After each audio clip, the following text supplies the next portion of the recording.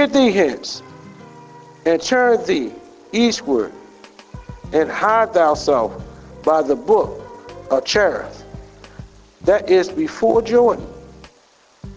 And it shall be that thou shalt drink of the brook, and I have commanded the ravens to feed thee there. God was making provisions for Elijah. He told Elijah, get up from here, go somewhere, and when you get there, I want you to go to a brook where you got your water. Now, I know you ain't got food, so I commanded ravens to bring bring your lunch, breakfast, lunch, and dinner. And just sit there. And then I will wait there until I give you more instructions to go somewhere else. But get there. And some of us got to realize, even with this ministry, we have to get there. We have to get up, and God will give us instructions to do certain things, and we don't know where the provision's coming from. I told you God may want to give us more territory, but I don't know where the people or the money coming from.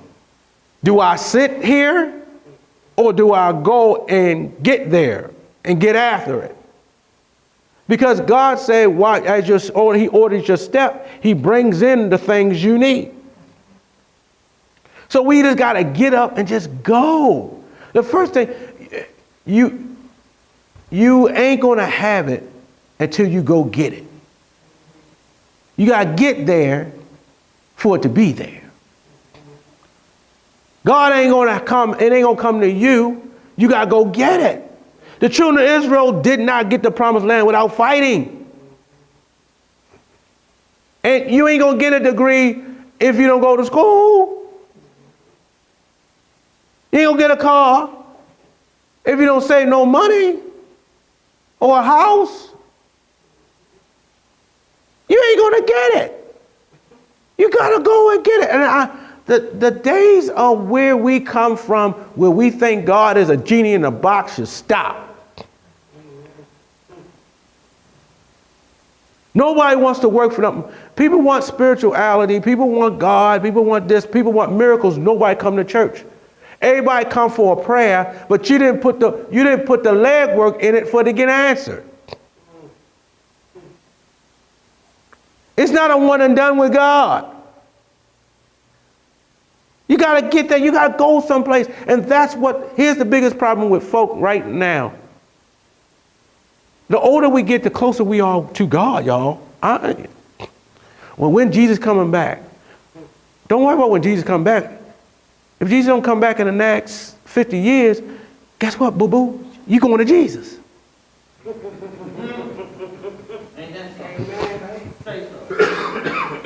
So how come we're not more serious about our life? Because if we middle age, we ain't got time to play.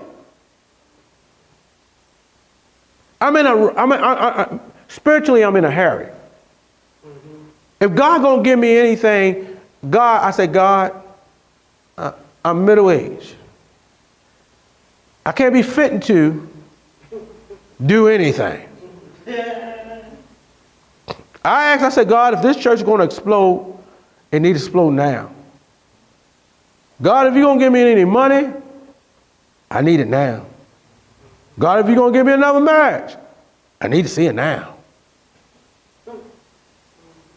And you can't rush God. But Bible said, let your request be known. And sometimes God will put stuff in your mouth to ask him.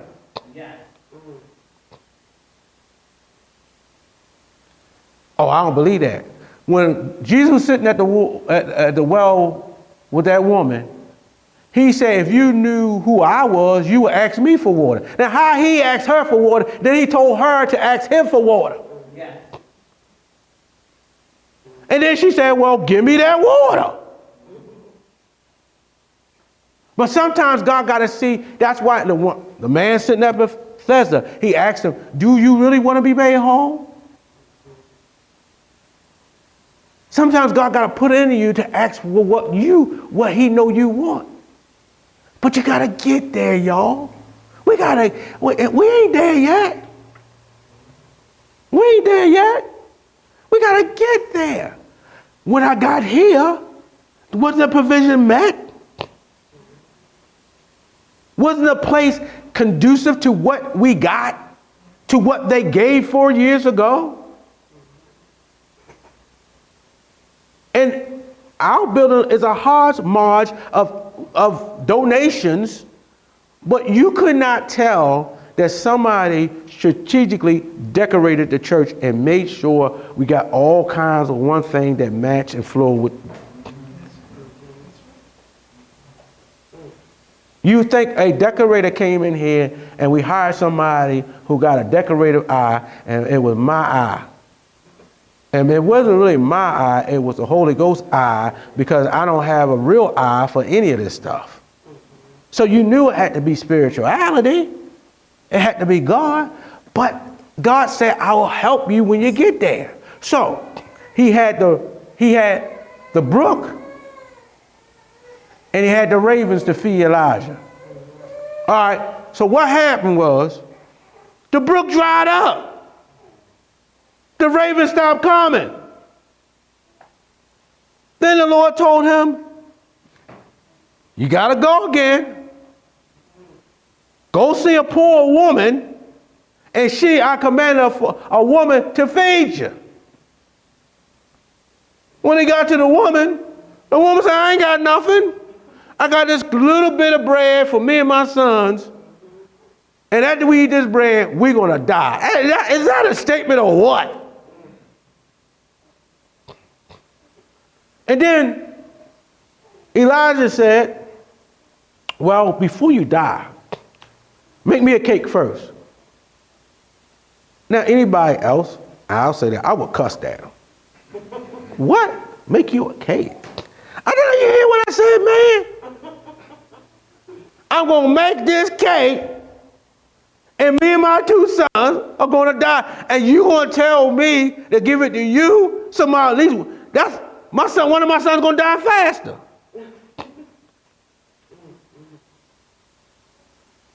But she must perceive by faith, she gave it to him anyway. Because she didn't know that God had a provision for her. Because sometimes when he got there, she got blessed. Now, she had to get there too. Because he told her, how many, do you got any pots? She said, I got a couple of pots. He said, borrow them. So she had to go get the pots to be wealthy. And when she went, and she kept pulling out of one pot, she kept filling, and the oil didn't stop flowing, because oil back then was very expensive. Because of the process took so long to make. And when she kept pouring, after that she was able to save her children, have money enough to eat, bless the prophet. But she had to do it until she get there. Some of us ain't got what we want from God because we didn't go nowhere. Some of us ain't got what we got from God because we didn't start moving. You could be asking for God for a blessing, and the blessing is inside of you. Your answer is inside of you. You know the reason why God didn't give you an answer, he already gave you an answer. He gave you you. People don't understand. A lot of my problem, a lot of my dilemma was already in me. So I said to God, how are we going? God told me, I want your little church to look like the big churches. I said, how? That's what I said, how? How am I going to do that? Well, I want you to do this. I said, God, I don't know how to do that. He said, just do it. Just go. I just went,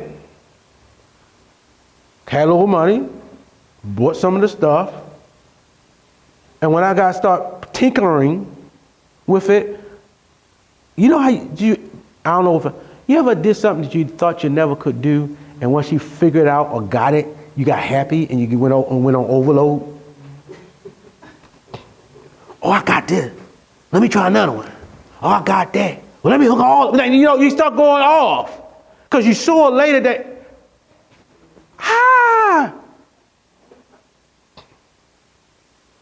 and I probably get my happy moments. Oh, it worked. Like you look at me, I'm like something. What's wrong with? Oh. But then I realized it wasn't me. It was the Spirit of God talking to me, saying, "This is what you do." If y'all came yesterday, y'all don't see it on Sunday morning. Y'all saw all that lights and smoke. You saw the smoke? We look very professional. The room was transformed, but you know what? To the people outside of us, they think this is our norm. And it is, but it's not. God can massively hide and put you in places you shouldn't be. And when they come here, they will think, everybody has a great experience when they come here. Oh man, y'all fun. Y'all lively. Y'all got a nice look. And let me say this. I want our church, in this church, when we go out or they come in, our church has to be, let me use this analogy. You know how some folk got a nice car, an F-Series, Mercedes-Benz, but if you pull up in their driveway or you pull up in their house, they live in a shack. That should not be. Your car should not be more expensive than your house. Or you got a nice car in a bad neighborhood. I'd rather have a raggedy car in a nice neighborhood. But the proper way, it should match. It should match. And I want this church to match the atmosphere that God gave us. But we got to get there. We got to go somewhere. And sometimes some things can be overwhelming. When you go, you ain't going to always go with, let me say this, God ain't always going to send you with a packed lunch. That's the scary part. Because you're going to a place not prepared. We're going in arenas in this county that I'm ill prepared for. I don't have the education, don't have the pedigree, don't have any experience, but God he said, I will put you in the presence of kings and princes. So he'll put you in places you don't belong. He'll make you rub shoulders with people you should never get to. Because if he has a purpose, God will get you there. That's why whenever Elijah went somewhere, he first obeyed God and got up and just went there. Have you ever went to a place and thought it was not going to be nothing and you had the best time of your life? Have you ever had one of those experiences where somebody dragged you somewhere? Can I invite you out here? Like, I don't want to go there. And you showed up and like, man, I'm ready to go home. And you got there and you had a pleasant time. And you met somebody that you needed in your life. And you didn't know God was going to bless you. A lot of people got blessed yesterday. They came here. And they came here for vending and the hats and all that, and God blessed them. God blessed them. And I could tell they were.